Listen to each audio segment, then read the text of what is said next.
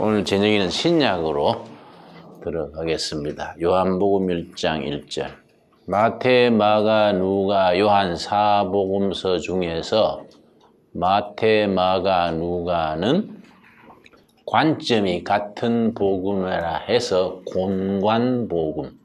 공관복음이라 그러고, 요한복음은 관점이 다르다는 점에서 제4복음이라고 부릅니다.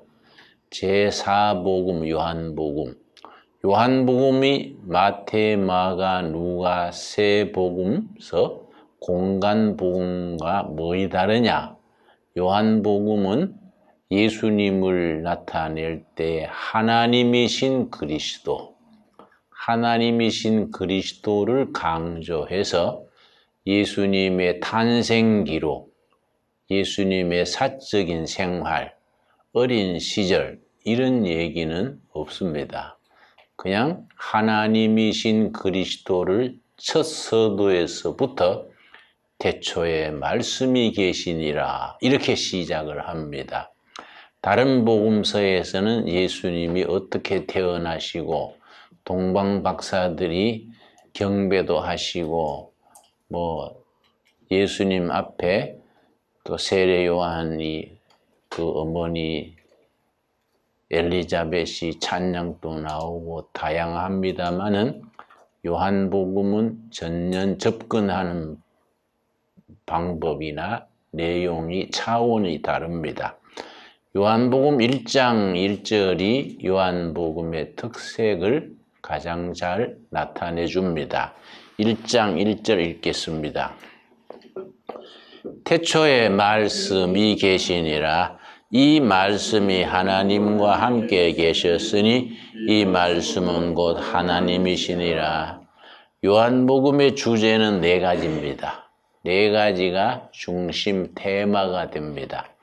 첫째는 하나님이신 말씀이 첫째 주제입니다. 둘째는 그 말씀이 생명이신 그리스도, 생명입니다. 이 생명에는, 요한복음의 생명이란 단어가 두 가지가 있습니다. 부모로부터 태어난 생명을 요한복음에서는 비오스, 비오스, 바이오로지가 거기서 나왔습니다. 비오스, 생물학의 바이오로지지요. 그 생물학에 나타내는 비오스, 부모로부터 태어난 생명. 둘째, 예수를 믿음으로 거듭난 생명, 조회, J-O-E, 조회. 그래서 세상적인 부모로부터 태어난 생명과 예수를 믿음으로 거듭난 생명, 단어 자체가 다릅니다. 부모로부터 태어난 생명, 만인이 그 생명은 다 가졌지요. 비오스고, 예수를 믿음으로 거듭난 생명, 땅의 백성에서 하늘의 백성으로 영원의 자녀로 옮겨진 생명을 조회란 단어로 표시를 했습니다. 세 번째 요한복음의 주제는 사랑입니다. 사랑. 네 번째는 믿음입니다. 요한복음에서 믿음이라는 단어가 무려 98번 반복됩니다. 그래서 요한복음의 주제 네 가지. 첫째 뭡니까? 말씀. 둘째, 생명. 셋째, 사랑. 넷째, 믿음. 그 사랑에 대해서 세 가지로 구분을 합니다. 사람들이 남자, 여자, 육적인 사랑, 또 하나님의 사랑, 그리고 지식에 대한 사랑, 하나님의 사랑을 아가페. 둘째, 지적인 사랑, 필라소피가 거기서 나왔습니다. 필라소피, 지식에 대한 사랑. 그리고 육적인 사랑, 남녀 간의 그런 사랑을 에로스. 그래서 요한복음은 언어의 사용이 명확하고 언어에 대한 감각이 뛰어나고 분명합니다. 요한복음은 참 읽을수록 깊이가 있고 아주 무궁무진합니다. 자, 1장 1절 다시 읽습니다. 태초에 말씀이 계시니라. 태초란 말은 헬라어 성경의 태초란 말이 참 중요합니다. 태초에 말씀을 로고스입니다. 태초에 말씀 로고스가 계시니라. 태초란 단어가 네 가지 의미를 가집니다. 태초란 말이 모든 것의 기초가 되는 파운데이션이 태초입니다. 태초. 모든 만물의 태초. 이 태초란 말의 기초. 태초란 말의 두 번째 의미는 모든 사물의 본질입니다. 본질. 가장 속 중심. 복숭아를 까면 껍질이 나오고 먹는 복숭아 살 나오고 딱딱한 열매가 나옵니다. 열매를 깨면은 손톱만한 씨가 있습니다. 거기 가장 속 중심입니다. 그것이 태초라는 단어의 두 번째 의미입니다. 태초라는 단어의 세 번째 의미는 궁극의 목적, 최종의 목적. 그걸 영어로는 ultimate concern 그럽니다. ultimate. 궁극적인 관심. 내가 하나님을 사모하고 은혜를 사모하는 최고의 목적. 궁극적 목적. 교회에 누가 세상 것을 찾아서 오는 사람이 있겠습니까? 믿음을 찾아서 영혼의 세계를 사모하고 진리를 사모하고 ultimate concern, 목숨까지 바치면서 궁극의 목적을 바라보고 신앙생활에 매진을 합니다. 이게 태초란 단어입니다. 네 번째가 in the beginning, 맨 처음에 시작. 그러니까 네 가지 의미 중에 네 번째 의미를 번역한 겁니다. 맨 처음에 말씀, 로고스가 계시니라. 로고스는 헬라 철학에서는 진리입니다. 진리. 태초에 진리가 있었다. 근데 이 말이 복음에 들어오면서 말씀으로 의미가 성화가 됐습니다. 철학적인 용어로 로고스는 진리인데 이거의 복음으로 들어오면서 말씀으로 업그레이드를 할까요? 성화가 된 겁니다. 그래서 유대인 심리학자 중에 죽음의 수용소에서 아우슈비츠 수용소에 들어갔다가 마지막에 살아남은 분인데 이분이 아우슈비츠 수용소 체험을 그걸 기초로 해서 심리 치료 방법을 발전시켰는데 로고테라피입니다. 테라피는 치료지요. 로고스 테라피, 진리요법. 이걸 이제 성경으로 말하면 말씀요법. 그래서 진리가 말씀이 정신질환을 치료하는 그 이제 로고테라피. 근데 우리 번역에는 의미요법 그래요. 의미요법. 삶의 의미를 깨닫게 해주면 정신질환에서 벗어난다. 그걸 의미요법 그러는데 그게 사실은 본래 의미는 말씀요법이죠. 말씀이 심령에 역사하면 정신질환, 우울증, 불면증, 여러 가지 정신질환에서 극복할 수 있는 치료가 이루어진다. 로고스 테라피, 로고 테라피지요. 말씀요법, 진리요법, 의미요법이라 할 수 있겠지요. 태초에, 태초란 말이 헬라어의 원단은 아르케입니다.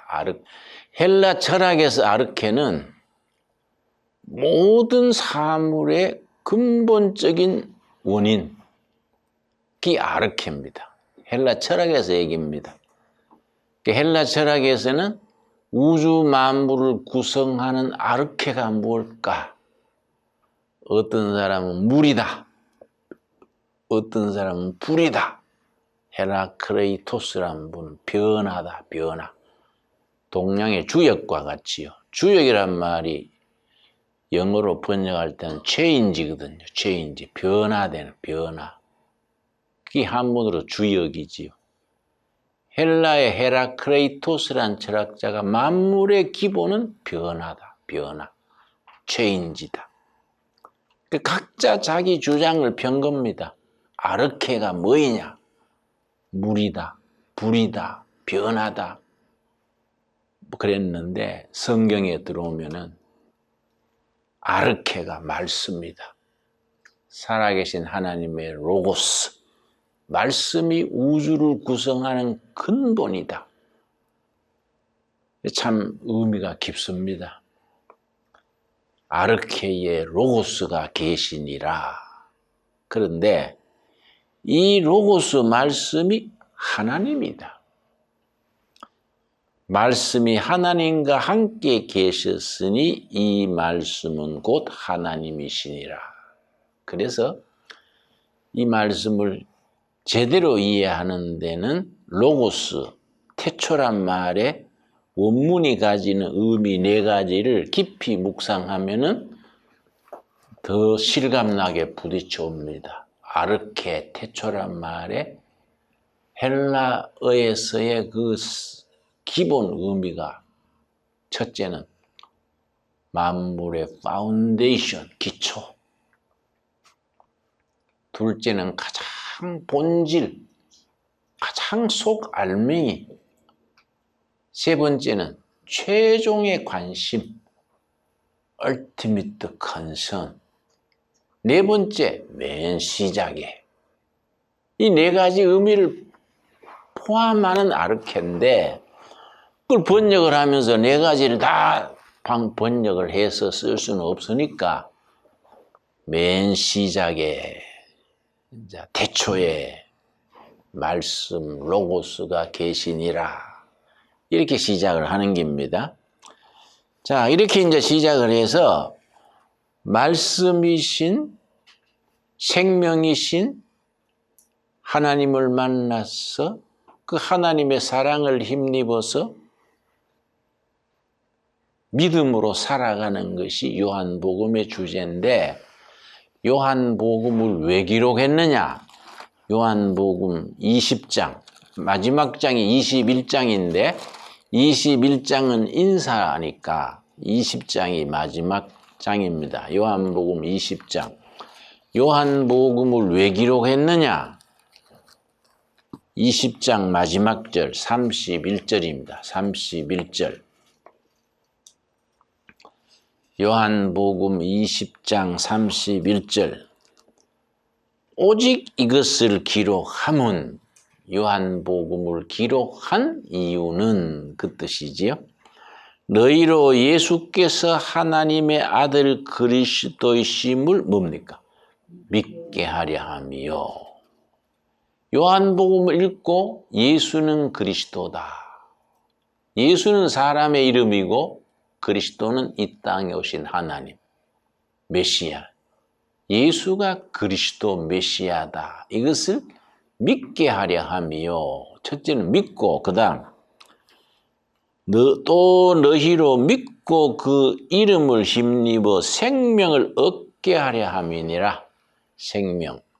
부모로부터 태어나는 비오스 생명이 아니고 예수를 믿음으로 얻는 생명조에 생명을 얻게 하려고. 요한복음을 왜 기록했느냐?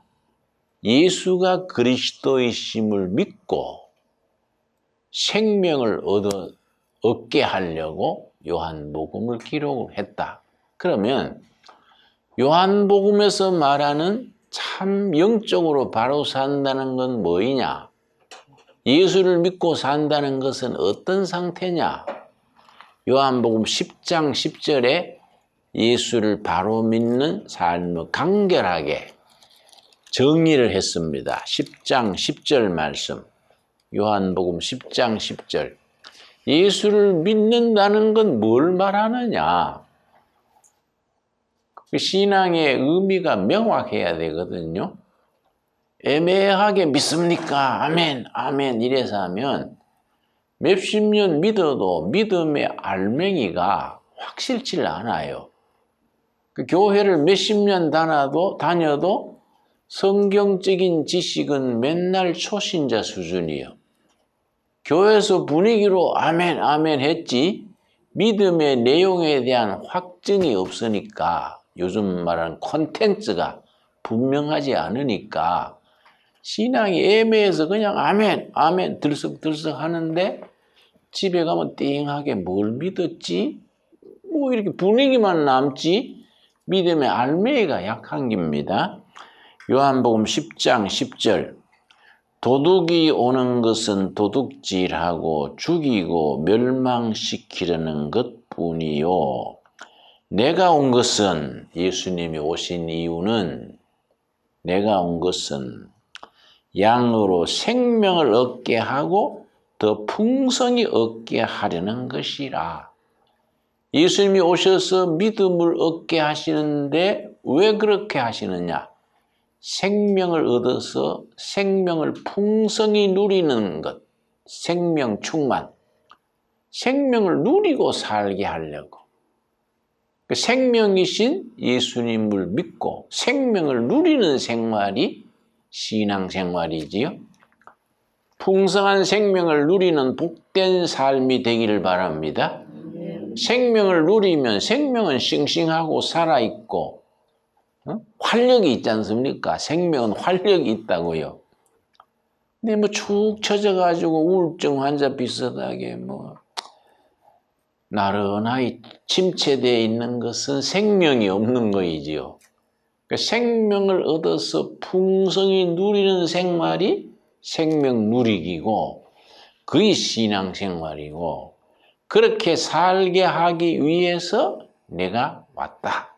그 말이지요. 그러면은 믿음이란 말이 98번이나 되풀이 강조됐는데 믿는다는 것은 뭘 말하는 것이냐? 1장 12절. 요한복음 1장 12절. 자, 우리가 예수 믿는다. 예수 믿으세요. 그럼 뭐이냐? 생명을 얻어서 풍성히 누리는 생활이 믿음 생활인데 그 믿는다는 것에 대해서 1장 12절 말씀. 영접하는 자, 예수님을 자기 삶의 주인으로 모시는 거지요. 영어로 표현하면 Jesus Christ is my personal Lord. 예수님이 내 삶의 주인이십니다. 개인 인격적인 주인이란 말이죠. 예수님이 my personal Lord. 내 삶의 의미고 궁극적 목표고 내 삶의 본질이고 시작에서 마지막까지 근본적인 가치를 주시는 분이다. 영접하는 자, 예수님을 모시는 자, 삶의 주인으로 영접하는 거이지요. 영접하는 자 곧 그다음 뭡니까? 그 이름을 믿는 자, 예수님을 주인으로 모셔가지고 예수님을 믿고 사는 거이지요. 그런데 이제 좀 깊이 들어가면은 영어 문법에 시제가 있지요. 시제, 텐스. 시제 기억하세요? 과거, 현재, 미래, 현재 완료, 과거 완료, 이 시제라고 합니다. 텐스. 이 본문에 헬라어의 시제가 다릅니다. 영접하는 자는 과거 시제고 믿는 자는 현재 진행입니다.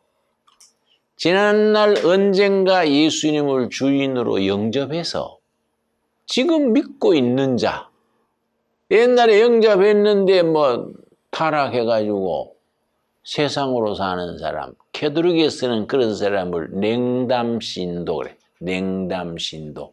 응? 옛날 영세도 받고 했는데도 성당에도 안 나가고 뭐 옛날 노무현 대통령이 캐톨릭에서는 냉담신도로 분류하지요. 캐톨릭에서 영세를 받았었거든요. 또 김지아 시인 같은 분도 지학순 주교님한테 영세 받았는데 나중 캐톨릭을 떠났지요. 감옥 살 때 나하고 옆방에 살았기 때문에 참 친했어요. 나하고 나이도 동갑이고 대학에서 전공도 같고 참 그런 가까운 사이인데 캐톨릭에 영세받은 신도인데 감옥에서도 성경을 많이 읽었는데 나중에 신앙관이 바뀌더라고요. 자기한테 영세를 주신 지학순 주교를 찾아가서 감옥에서 석방된 뒤에 주교님, 저는 기독교를, 교회를 떠나기로 했습니다.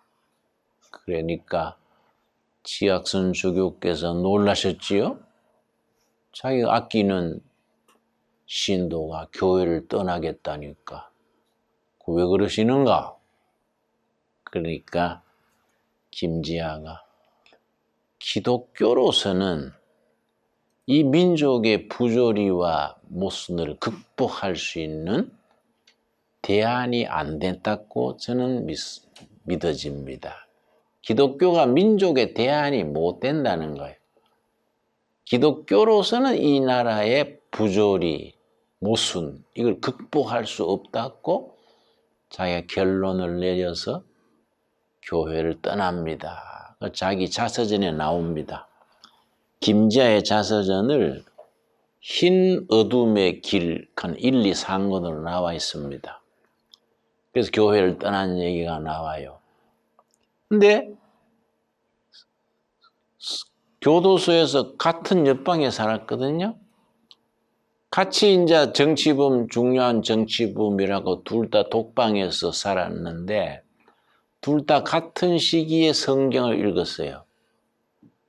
그때 박정희 시대에는 중요한 정치범들은 사회과학 책은 다 압수해버렸습니다.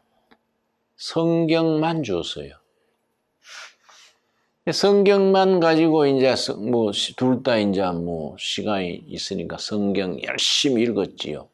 근데 같은 지역 살면서 옆방에서 성경을 열심히 읽었는데 김지아는 나중에 자기 자서전을 쓰면서 뭐라고 썼냐면은 그 제3권에 나와요. 내가 옥중에서 성경을 읽고 또 읽고 깨달은 것은 예수 그리스도는 인류 역사상 가장 아름다운 인간인 것을 깨달았다. 그렇게 썼어요. 자, 좋은 표현이지만 뭐에 빠져 있습니까? 신앙 고백이 빠져 있는 거예요. 가장 아름다운 인간. 소크라테스보다가 멋있고 공자님보다가 한 단계 높고 뭐 석가모니보다도 더 귀한 가장 아름다운 인간 예수요. 나는 옆방에서 같이 성경 읽었는데 나는 성령 체험을 했어요. 영적으로 체험을 하고 예수님을 참 주인으로 모시고 성령 체험을 하고 거기서 내가 힐링이 됐어요. 둘 다 살아온 배경이 비슷합니다. 김지아 형은 목포 달동네 빈민촌에서 살았어요. 나는 대구의 신천동이라는 빈민촌에서 살았어요. 둘 다 완전히 바닥에서 자기 몸 하나 머리 하나 가지고 올라온 동갑내기인데 아주 라이프 스토리가 밑바닥에서 고생고생 살아온 친구들인데 쌓인 마음에 상처가 많잖아요. 그 심리적 프러스트레이션, 그 어려서부터 쌓인 한이 많은 거예요. 나는 감옥에서 그것이 성령 체험하고 치유가 됐어요. 그런데 김지아 형은 감옥에서 나온 뒤에 정신과에 6개월인가 입원해 있었습니다. 알코올 중독자가 되고. 그러니까 말씀을 통해서 로고테라피, 말씀 요법이 굉장히 중요한 거예요. 나는 말씀 읽다가 성령 받고 마음에 힐링이 되고 쌓아온 여러 가지 마음의 찌꺼기, 이게 다 치유가 된 거예요. 감옥에 나온 뒤에 열심히 지금까지 일하는 거예요. 잘하지는 못해도 열심히 하는 거예요. 근데 김지아 형은 같은 동갑내이고 참 천재거든요. 그 뒤에 알코올 중독 걸렸다가 정신과에 6개월 입원했다가 요새는 자기 스스로 의지력이 대단하니까 극복을 하고 작품 활동도 하고 하지만은 내가 그래 옆에서 가만히 보면서 내가 감사한 거예요. 참 나도 그렇게 알코올 중독되고 정신과에 들락날락 할 수 있었던 배경인데 옥중에서 성경 읽다가 성령 체험하고 감격하고 그 조그마한 0.7평 독방이 천국처럼 느낀 거예요. 거기서 내 영혼이 축복을 받았어요. 얼마나 감사한지. 이게 로고테라피야. 말씀이 우리 심령을 치유하고 회복시키고 감격을 주시고 이 소박하지요. 영접하는 자. 곧 그 이름을 지금 믿는 자는 그 다음 뭐라 그랬습니까? 하나님의 자녀가 되는 권세. 천국 시민권을 줬다 이 말이에요. 응? 땅의 자녀인데도 하늘나라의 시민권을 주신 거예요. 어떤 자? 영접하는 자. 과거에 언젠가 예수님을 주인으로 모신 뒤에 현재 예수님을 믿고 있는 자. 시제가 연결이 돼야 돼. 그렇죠? 과거에 주님을 믿고 세례도 받고 했는데 영세도 받고 침례도 받았는데 지금 예수님을 떠난 사람들이 있다고요. 그 사람들은 그냥 비오스 단계 머물러 있는 거예요.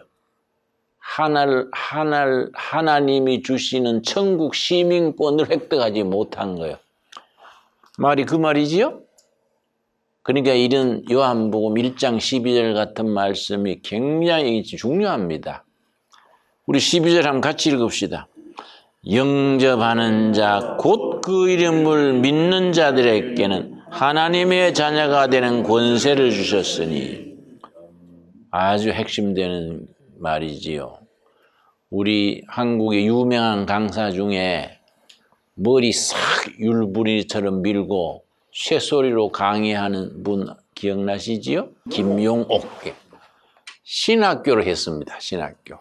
한국신학대학을 하고 고려대학 철학과로 옮겨갔는데 그분이 요한복음 강해한 게 있어요. 그 내가 읽어보고 내가 뭐 그렇게 쉽게 비판할 건 아니지만은 요한복음을 그냥 작품으로서 해설을 한 거예요. 비오스냐 조회냐 그 차원의 질적 변화가 있어야 되거든요. 그렇지요?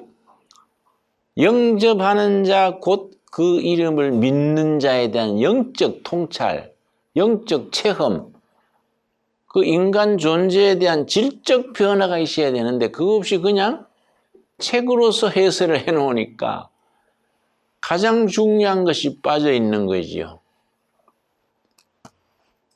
그러니까 우리 김도월 선생은 기독교 명문 집안에서 태어났습니다. 자기 누님이 김숙희 교육부 장관 하신 분이 있는데 참 오랜 신앙 과정이요. 자기 형님은 한장대학 교수였는데 신실한 장로님이에요. 그래서 이제 그런데 김도울 선생이 이제 대학생들 앞에서 연설하면서 강연을 하면서 나는 고등학교 졸업할 때까지는 목사가 되고자 했습니다. 그런데 고등학교 졸업한 뒤에 그 생각을 버렸습니다. 왜냐?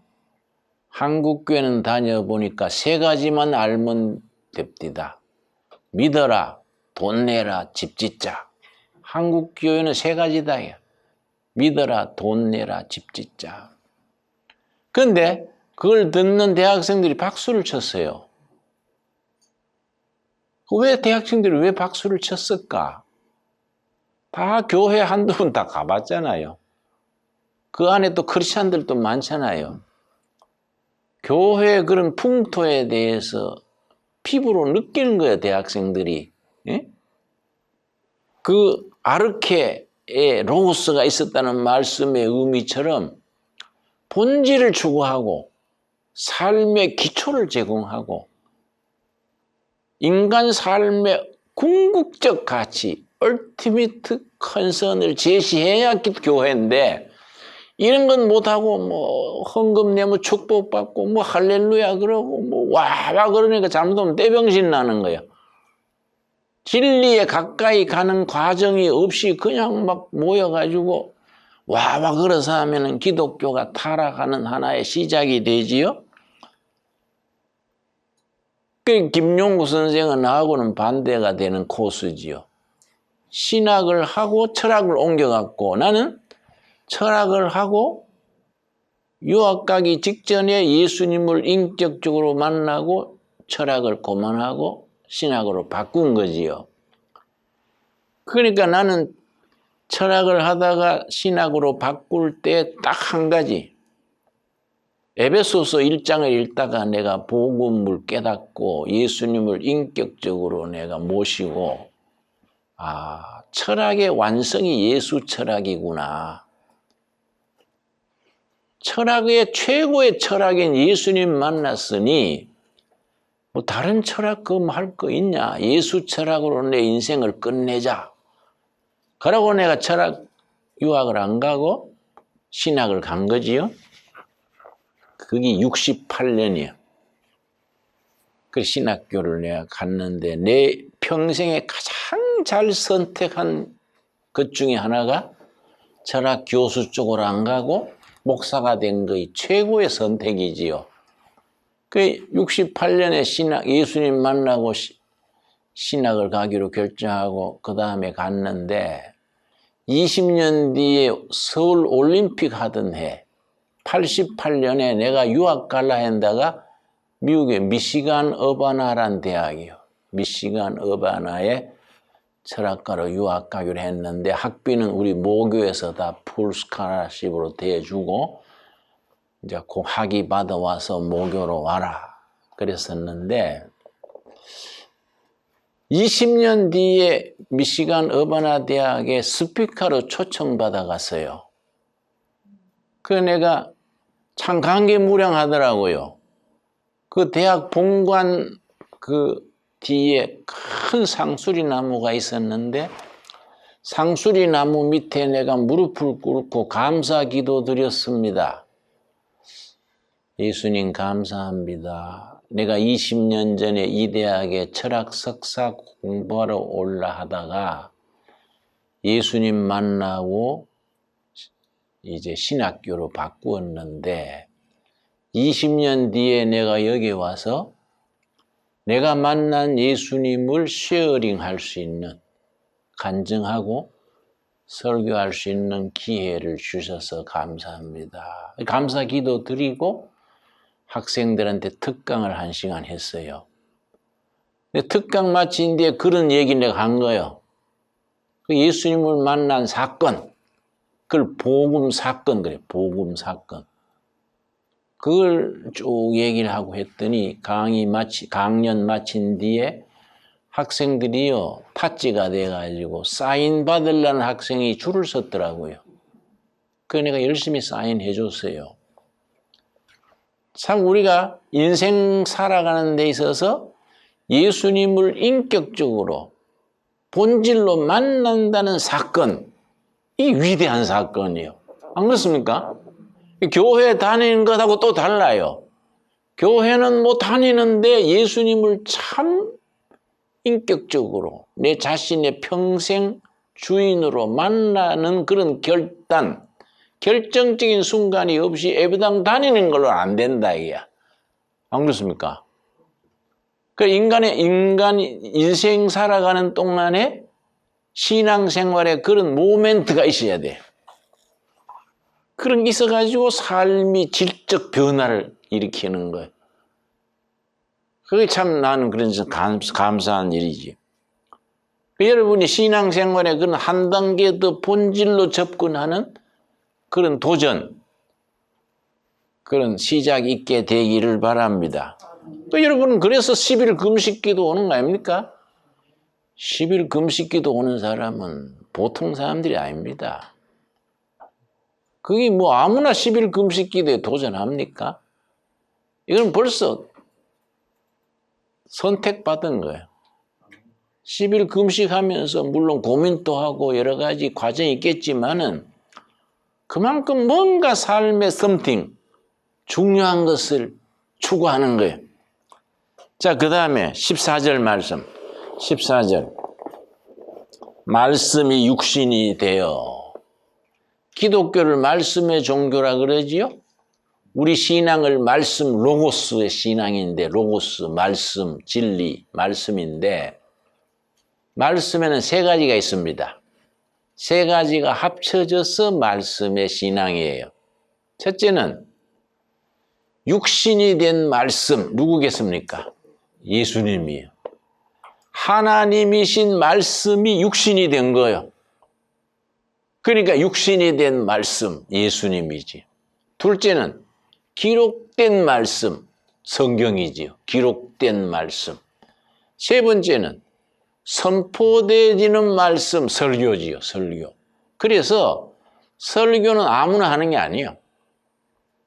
예수님을 만난 인격적 체험, 복음 사건을 거치고 예수님을 진정으로 자기 삶의 파운데이션으로, 궁극적 얼티머트 컨선으로 내 삶의 가장 속중심으로 체험한 사람이 자기 삶의 내용을 가지고 나누는 것이 설교가 돼야 되지, 그냥 뭐 서투르게 뭐 다른 사람 설교 뺏겨가지고 뭐 이렇게 쌓고 그런 사람들이 설교를 하면은 그 설교에 살아있는 삶의 다이나믹스가 없는 거예요.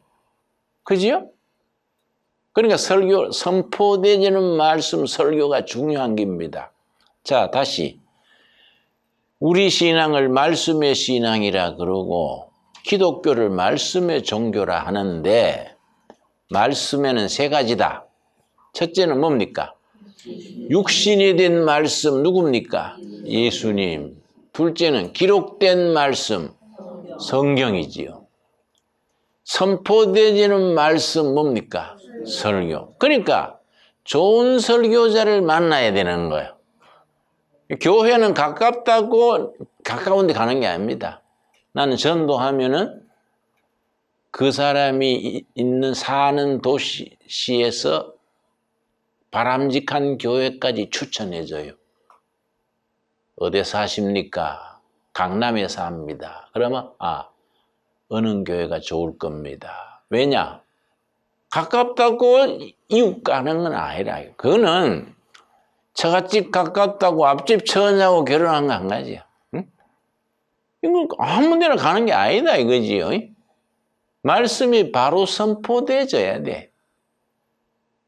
이 정말 로고스, 진리의 도가 바로 선포되어야 되는데 기독교 신앙을 내 기둥으로 핵심을 말할 수 있습니다. 기독교 신앙.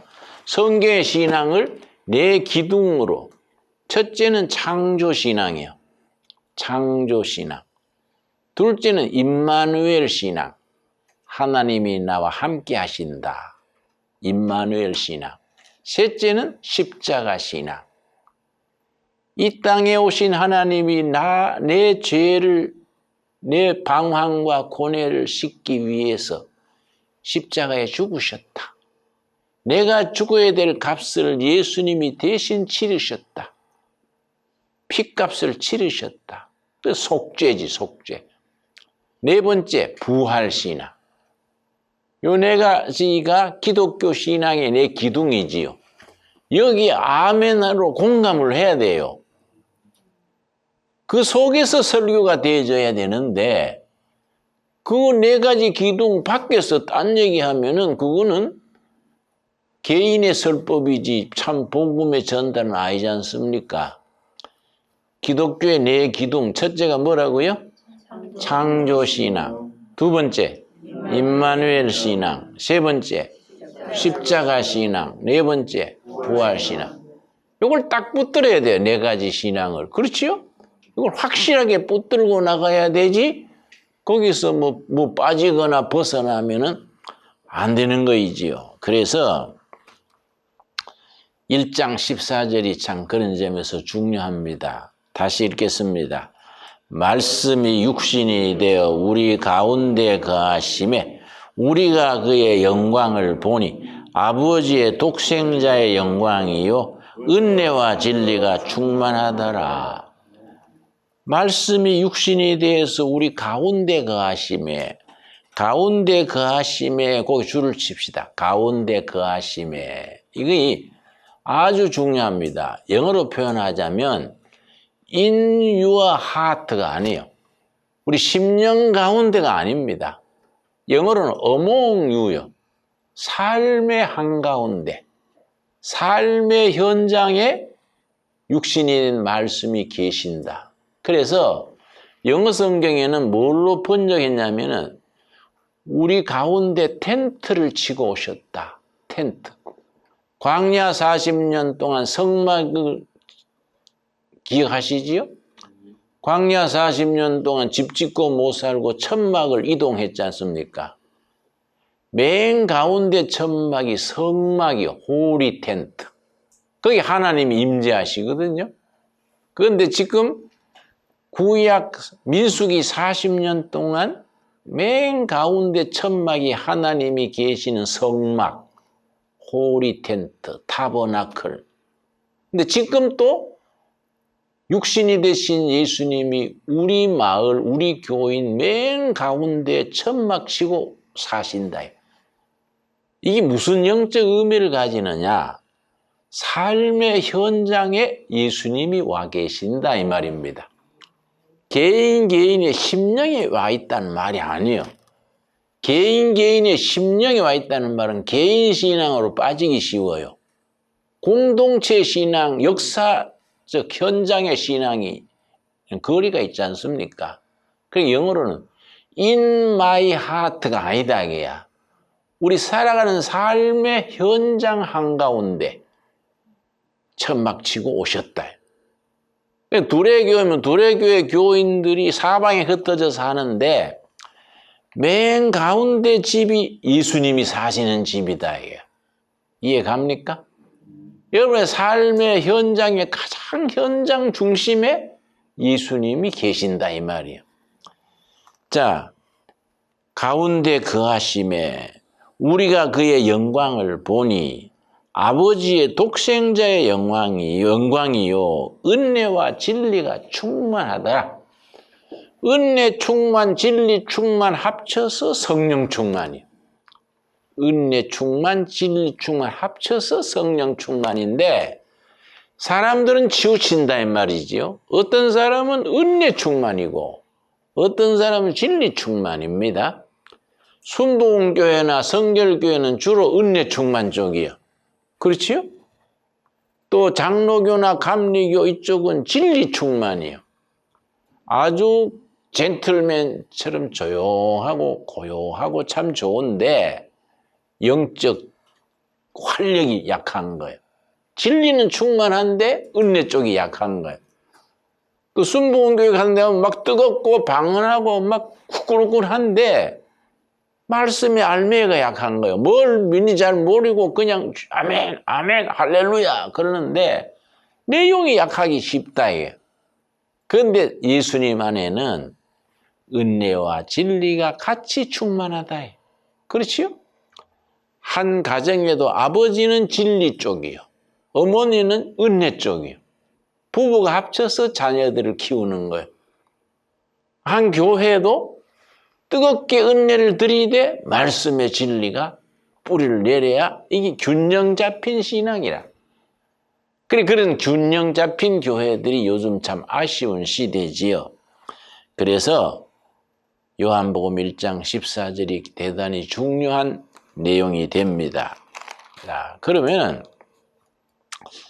요한복음의 주제를 하나 잡자면 변화하는 신앙이에요. 변화. 날마다 은혜와 진리가 충만한 단계로 변화해가는 과정. 그 프로세스가 중요해요. 그 신앙 생활이에요.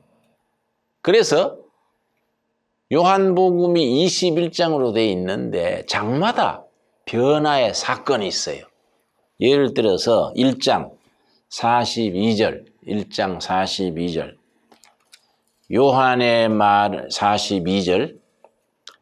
데리고 예수께로 오니 베드로의 형제 안드레가 자기 형제 베드로를 예수님께로 데려왔습니다. 그 말이지요. 데리고 예수께로 오니 예수께서 보시고 베드로를 보시고 이르시되 너가 요한의 아들 시몬이니. 예수님을 만나기 전에는 누구라고요? 시몬. 본래 이름이 시몬이요. 시몬. 장차 미래지요. 미래. 장차 게바라 하리라 하시니라. 게바는 번역하면 베드로라. 게바란 말은 아람어로 게바요. 베드로는 피터는 헬라어로 베드로. 베드로는 반석이에요. 반석. 예수님을 만나기 전에는 시몬인데 예수님을 만난 뒤에 예수님이 이름을 바꿔주신 거예요. 네가 지금까지는 시몬으로 살았지만은 미래, 장차, 게바, 베드로가 되리라. 그러면 신앙생활은 뭐이냐? 시몬이란 자연인이 비오스 상태로 살던 자연인이 예수를 믿음으로 조회, 영으로 새로워지는 베드로로 변화되는 과정이 신앙생활이에요. 그 삶의 질적 변화예요. 그 시몬이 베드로로 변화가 되는 그런 역사. 이런 건 복음 사건이라 그러는 거지요. 자, 예를 들어서 2장 1절. 요한복음 2장 1절. 사흘째 되던 날 갈릴리 가나에 혼례가 있어 예수의 어머니도 거기 계시고 예수와 그 제자들도 혼례 청함을 받았더니, 자, 가나 혼인잔치에 예수님의 어머니, 제자들 같이 초청받아 갔습니다. 시골 잔치에 다 모이지 않습니까? 그런데 요한복음에 이적 표적이 7번 나와요. 요한복음에 7 이적이 나오는데 첫 번째가 가나 혼인잔치에서 물이 포도주로 변화된 사건이 제일 첫 번째 나와요. 거기에 의미가 있습니다. 가나 혼인잔치집을 교회에 비교해요. 교회. 교회는 잔치집이다 이 말이지요. 교회는 장례식 하는 데가 아니다. 잔치집. 신랑은 누굽니까?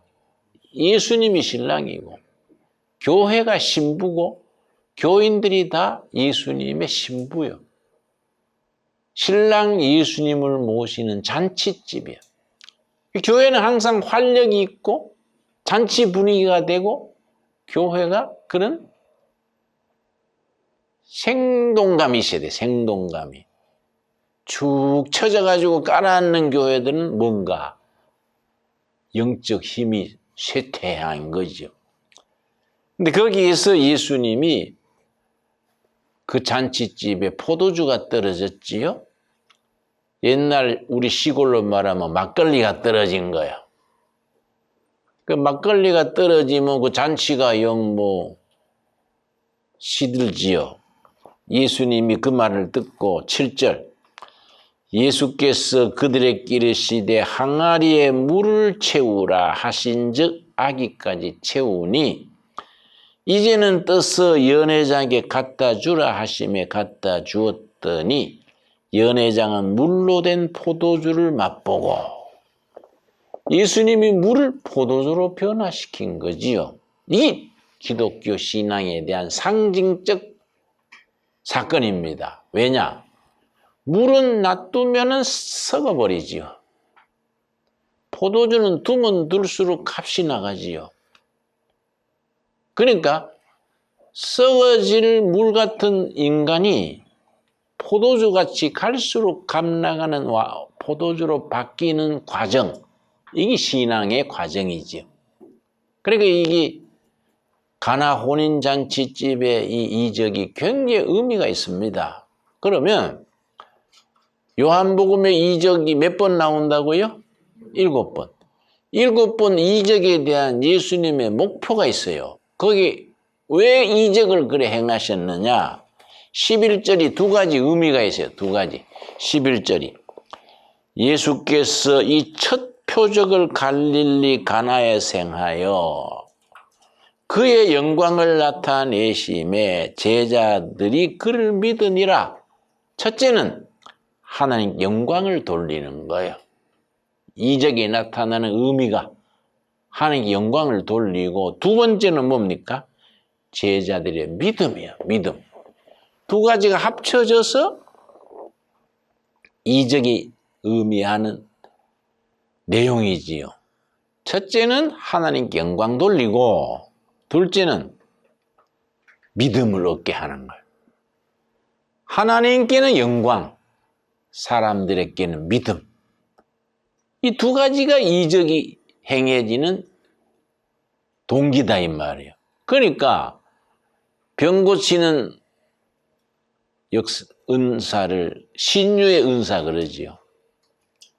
이 병 고치는 은사를 받으면 막 나중에 교만해져가 막 자기 걸로만 교만해지면 하나님이 그 은사를 거두시지요. 하나님께 영광을 돌려야 되는데 자기가 위대한 것처럼 돼버리면은 나중에 거두시지요.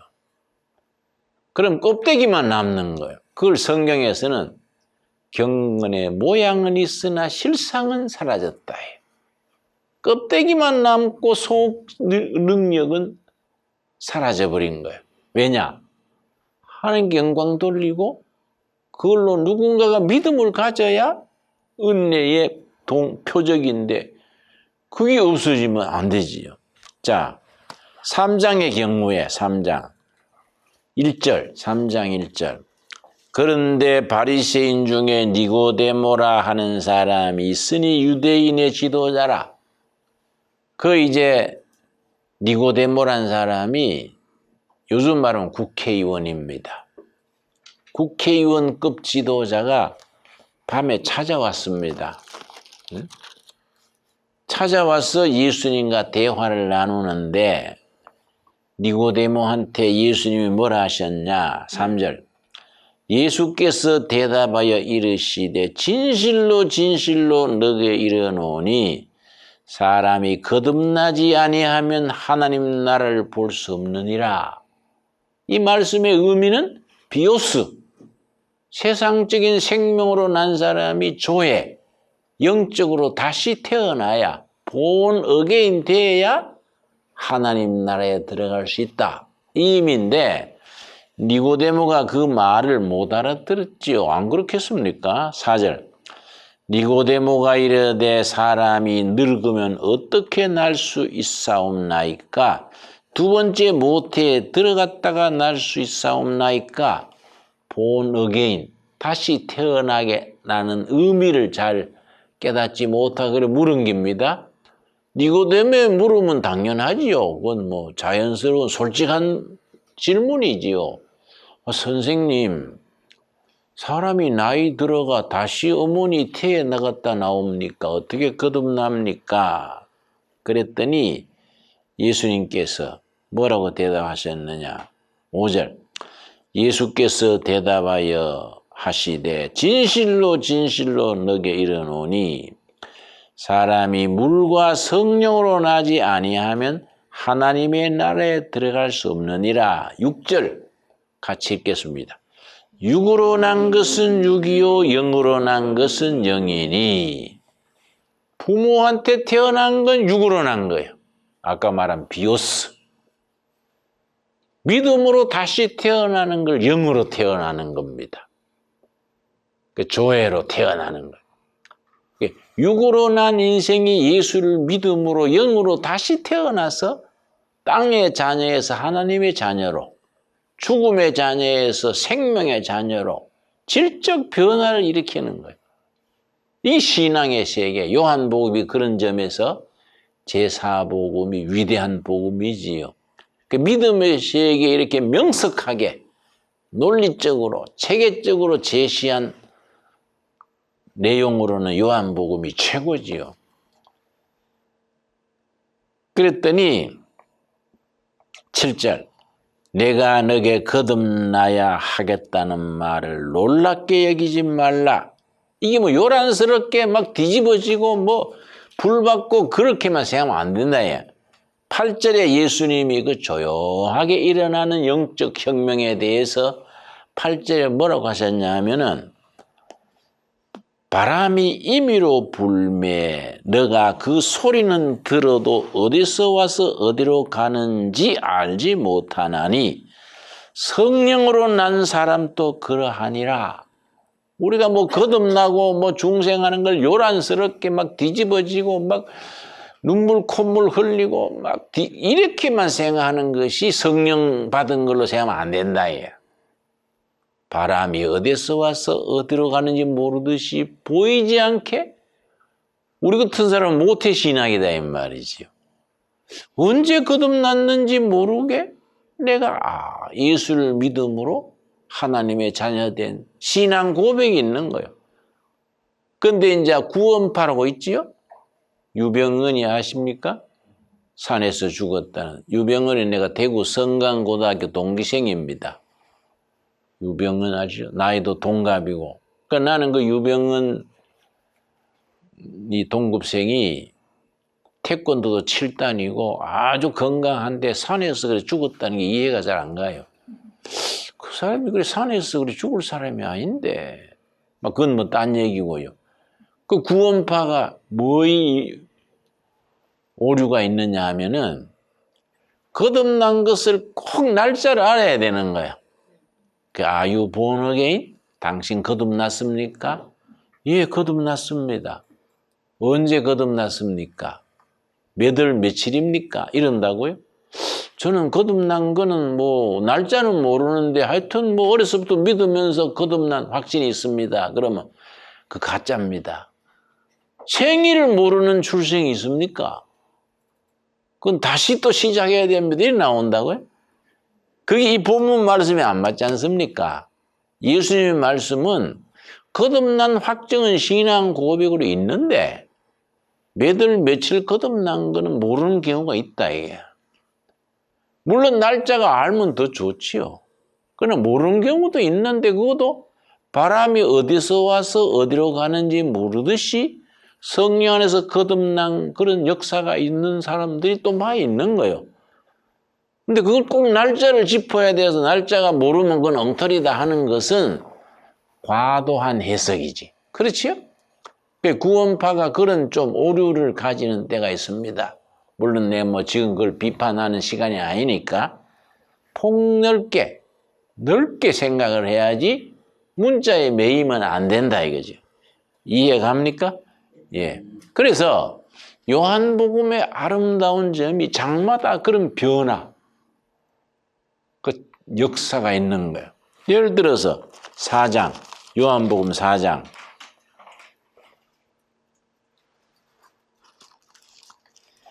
수가성 우물가의 여인, 사마리아 수가성 우물가의 여인, 남편 5이나 거치는 불행한 여인이 이 사람이 나는 정욕을 못 참아가지고 남편 5 거쳤다 그런 생각 안 해요. 인생길이 험하잖아요. 사람 한평생 사는 게 마음대로 안 됩니다. 잘해볼라 하는데 빗나가는 거예요, 인생이. 이 남편 만나도 시원찮아서 사연에서 헤어지고, 다른 남편도 거쳤는데 또 헤어지고, 5 남편을 거쳤는 불행한 여인이 그 중동에는 시아스타 타임이 있습니다. 오후에 자는 시간이에요. 날씨가 더우니까. 그 여자들이 물길을 올 때 시에스타 타임은 집에서 자고 마친 뒤에 우물가에 나오는데 이 여인은 동네에서 소외된 여인이야. 왕따 당하는 여인이야. 서방질하고 다닌다고. 그래서 시에스타 타임에 혼자 물길로 온 거예요. 그야말로 소외되고 팔자 험한 여인이지. 예수님이 그 여인을 우물가에서 만나가지고 물 한 그릇 주시오. 나한테 물 좀 주시오. 그러니까 유대인은 사마리아인하고 상종을 안 하거든요. 당신은 유대인 남자인데 사마리아 여인 나한테 물 달라 하십니까? 그 여인의 이름도 없어요. 그냥 수가성 우물가의 여인이요. 나는 그 여인이 이름도 안 남긴 여인이 보통 명사라고 생각하지. 우리가 팔자가 기구해서 이런 사연 저런 사연 쌓으면서 험한 세월 보내는 여성 전체를 대변한다고 생각하지요. 그랬더니 13절 예수께서 대답하여 이르시되 이 물을 마시는 자마다 다시 목마르려니와 내가 주는 물을 마시는 자는 영원히 목마르지 아니하리라. 아주 참 우물의 물이 문제가 아니다. 영원한 물, 생명의 물, 그 말씀이 이제 대화하는 거예요. 그래서 요한복음 4장은 상담 심리학에서 일반 종교 상담이 아니고 상담 심리학에서 교과서로 다루는 내용입니다. 처음 상담을 어떻게 시작해서 어떻게 문제를 제기해서 짧은 대화 속에서 본질로 가느냐. 상담 심리학의 교과서예요, 이 내용이. 그 여인이 나중에는 자기 삶의 진실된 정체성, 아이덴티티, 정체성을 깨닫고 물동이를 팽개치고 동네에 들어가서 전도자가 되는 얘기지요. 28절입니다. 28절. 여자가 물동이를 버려두고 동네로 들어가서 사람들에게 이르되 내가 행한 모든 일을 내게 말한 사람을 와서 보라. 이는 누구라고요? 그리스도가 아니냐. 유대인들도 사마리아인들도 수천 년 수백 년 동안 오실 메시아 그리스도를 기다렸거든요. 동네 사람들요, 나 보세요. 내가 만난 이 사람이 그리스도가 아니겠습니까? 완전히 소외됐던 망가진 여자가 전도자가 된 거예요. 이게 복음 사건이에요. 쓸모없이 망가졌던 여인이 치유되고 회복되면서 전도자로 바뀌는 거예요. 여기 복음의 감격, 감동이 생생한 은혜가 여기 있는 거이지요. 그 나중에 동네 사람들이 예수님을 만나보고 많은 사람이 믿었다 그랬지요. 우리가 참 요한복음을 장장이 끝까지 가면 참 은혜가 있는데 5장만 한 번만 더 읽읍시다. 5장 1절. 그 후에 유대인의 명절이 되어 예수께서 예루살렘에 올라가시니라.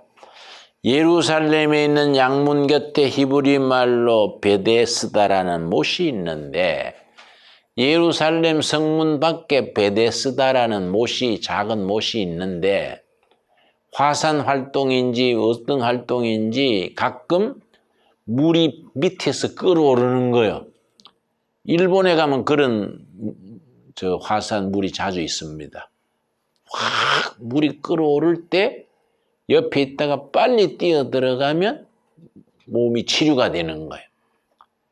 그래서 베데스다 연못가에 환자들이 많이 누워서 물이 끓기를 기다리는데 5절 거기 38해 된 병자가 있더라.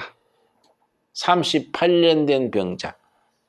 6절 예수께서 그 누운 것을 보시고 병이 벌써 오래된 줄 아시고 이르시되 그 다음 뭐라 그랬습니까? 너가 낫고자 하느냐? 저는 이 말씀을 굉장히 좋아합니다. 너가 낫고자 하느냐? 왜냐? 이 말씀을 내 자신에게 주는 말씀으로 받는 거예요. 베데스다 연못가에 38년 된 병자에게 너가 낫고자 하느냐? 성령님이 지금 우리에게 질문하는 질문이다 이거야. 너가 낫고자 하느냐? 그가 뭐라 그랬습니까? 병자가 대답하되 주여 물이 움직일 때에 나를 못에 넣어주는 사람이 없어 내가 가는 동안에 다른 사람이 먼저 내려가나이다. 예, 낫기를 원하지만은 도와주는 사람이 없네요. 그 말이지요. 너가 낫고자 하느냐? 예, 낫기를 원하지만은 도와주는 사람이 없군요. 예수님 뭐라 그랬습니까? 8절. 예수께서 이르시되 일어나 너 자리를 들고 걸어가라. 오늘 우리에게 주시는 살아계신 말씀으로 받을 수 있기를 바랍니다. 일어나 너 자리를 들고 걸어가라. 네가 당신이 낫기를 원합니까? 예, 낫기를 원하지만은 도와주는 사람이 없군요. 일어나 네 자리를 들고 걸어가라. 그 38년 된 환자가 바로 우리 자신의 모습이다 이게. 응? 이 요한복음이 가진 위대한 사건이지요. 우리가 이제 장마다 그런 변화의 사건들이 일어납니다. 위대한 복음이지요. 그러니까 이거 우리가 성경 읽으면서 복음의 위대한 그 역사, 성령이 액션하시는 그 변화, 그걸 실존적으로 살면서 체험을 해야 되는 거라. 그렇지요? 내 영혼 속에 그런 변화, 체험, 감동이 일어났을 때에 신앙의 감동이 물결처럼 우리한테 다가오는 거이지요. 그런 역사가 여러분 마음속에 재현될 수 있기 바랍니다. 오늘 거기까지 기도합시다. 하나님 감사합니다. 오늘 하루도 잘 보냈습니다. 6시 새벽기도, 9시에 성경 공부, 산행, 운동, 기도 시간, 이 저녁에 또 요한복음을 우리가 이렇게 살폈습니다. 요한복음의 복음의 역사, 복음 사건이 우리 심령에 다시 일어나게 하여 주시옵소서. 베데스다 연못가에 38년 된 병자를 향하여 낫기를 원합니까? 너가 낫고자 하느냐? 예, 낫기를 원하지만은 도움을 받지 못합니다. 일어나 자리를 들고 걸어가라. 오늘 우리에게 주시는 살아계신 하나님의 살아있는 말씀으로 받을 수 있게 하여 주시옵소서. 예수님 이름 받들어 기도드렸사옵나이다. 아멘.